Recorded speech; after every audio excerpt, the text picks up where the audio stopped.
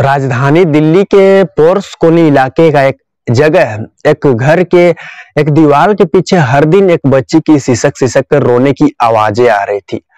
वह आवाज कुछ अजीब तरीके से थी, वह आवाज दर्द थी और वह पूरे 1 साल तक उस दीवार के पीछे उस बच्ची की रोने की हर दिन आवाजें आया करती थी।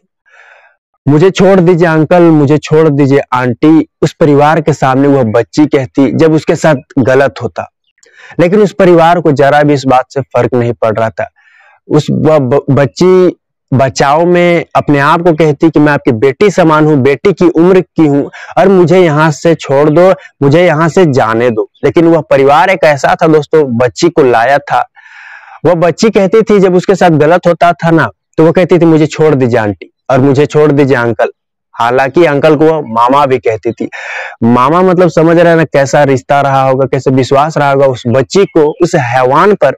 लेकिन वाकई में उस शख्स ने जो हैवानियत की सारी हद पार कर दी थी, वो वाकई यहाँ सोचने वाली है दोस्तों। आज की जो मैं आपको सच्ची घटना सुनाने जा रहा हूँ, ये एक सच्ची घटना नहीं है, बल्कि यह एक बच्ची की साथ ऐसी दर्दनाक घटना घटी। यहाँ एक माँ का भी ऐसा दर्द छुपा है जिसे जानने के बाद दोस्तों वाकई यहाँ आपको हैरानी सी होगी। तो दोस्तों चलिए शुरू करते हैं आज की इस घटना की कहानी, जानते हैं। नमस्कार दोस्तों, मैं अंकित सिंह। आज की जो सच्ची घटना मैं आपको सुनाने जा रहा हूं दोस्तों, जो कि दिल्ली की है। दिल्ली की मैं बात कर रहा हूं, दिल्ली के पोर्सकोनी एक इलाका का एक घर का एक पढ़ा लिखा परिवार। दिल्ली सरकार में एक असिस्टेंट डायरेक्टर प्रमोदय खाके। मैं दोस्तों आज से लगभग 3 से 4 साल पहले की मैं बात कर रहा हूँ। साल 2020 का वो वाकया, साल 2020 का वो साल था जब कोरोना काल का समय था। मैं दोस्तों बता दूं, एक 14 साल की लड़की, एक नाबालिग लड़की दिल्ली के लक्ष्मी नगर इलाके में अपने माता पिता के साथ रहा करती थी। और दोस्तों साल 2020 में ही उसके पिता की, आपको बता दूं, किसी कारणवश, बीमारी वर्ष जहां बताया जाता है, उसकी मृत्यु हो चुकी थी। पिता को खोने के बाद बेटी गम में थी, माँ भी गम में थी। पिता दुनिया से चले जाने के बाद परिवार सदमे में आ चुका था। मैं यहाँ बात करूं दोस्तों दिल्ली सरकार में असिस्टेंट डायरेक्टर जो प्रमोदय खाके, वो दोस्तों उस बच्ची के पिता से उसकी अच्छी खासी दोस्ती थी। तो वह अपने दोस्त के मृत्यु के बाद वो साल 2020 में उनके घर गया था। पिता इस दुनिया में नहीं तो दर्द बांटने गया था। यह परिवार दोस्तों, जहां आपको बता दूं पिता की कमी की महसूस ना हो, इसलिए यह गया था। और जहां बताया गया है जानकारी के अनुसार, यह उस बच्ची को अपने साथ लाता है। महिला से कहता है ये मेरे दोस्त की बेटी है और मेरे दोस्त की बेटी यानी मेरी बेटी हुई और मेरी बेटी को मैं अपने साथ ले जाना चाहता हूँ। विश्वास दिलाता है दोस्तों वह शख्स कुछ इस कदर कि महिला भी, आपको बता दूं, उसकी बातों में आती है और वह सोचती है कि पिता इस दुनिया में नहीं है और पिता जब इस दुनिया में नहीं है तो मैं अकेले अपनी बेटी की अच्छे से परवरिश कैसे कर पाऊंगी। और यह भी वह माँ सोचती है कि पिता तो इस दुनिया में नहीं है तो उसकी कमी महसूस बच्ची को ना हो, इसलिए उसे एक पिता का भी सहारा मिल जाएगा। यह एक माँ सोचती है दोस्तों अपने तरीके से।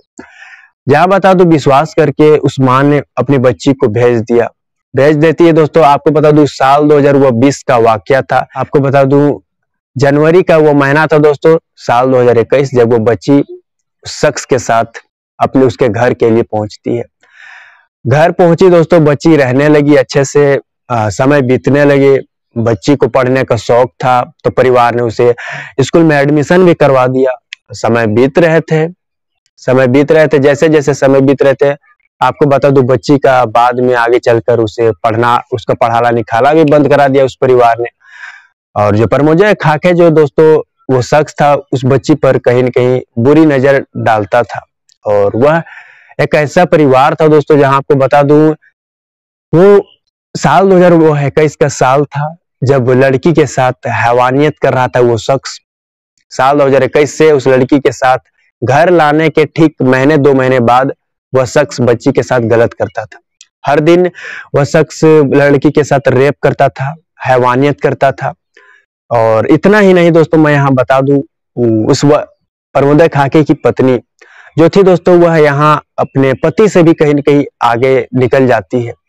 बच्ची दर्द में थी और वह गिड़गिड़ा रही थी, दया की भीख मांग रही थी कि मुझे छोड़ दीजिए, मुझे जाने दीजिए। मैं आपकी बेटी समान हूँ, मैं आपकी बेटी की उम्र की हूँ, मैं अपना घर जाना चाहती हूँ। लेकिन उस शख्स को कोई फर्क नहीं पड़ रहा था। लड़की थी दोस्तों, बच्ची थी, तो वो सोची थी महिला से शायद इसकी मैं बात करूंगी, इस बारे में बताऊंगी तो शायद मैं यहाँ से जा सकूंगी।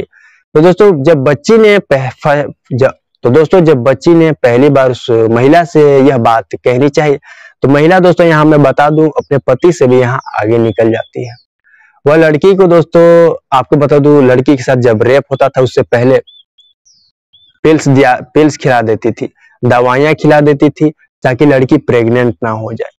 यह परिवार दोस्तों एक ऐसा था कि बच्ची के साथ हैवानियत किया जा रहा था। साल 2 साल तक बच्ची के साथ रेप किया गया, और वह एक ऐसा घर, और घर के पीछे जब लड़की के साथ हैवानियत होती तो घर के दीवार के पीछे चली जाती और रोती, हर दिन सिसक सिसक कर रोती, और वह पूरे साल 2 साल तक उस हैवानियत को झेलती रही।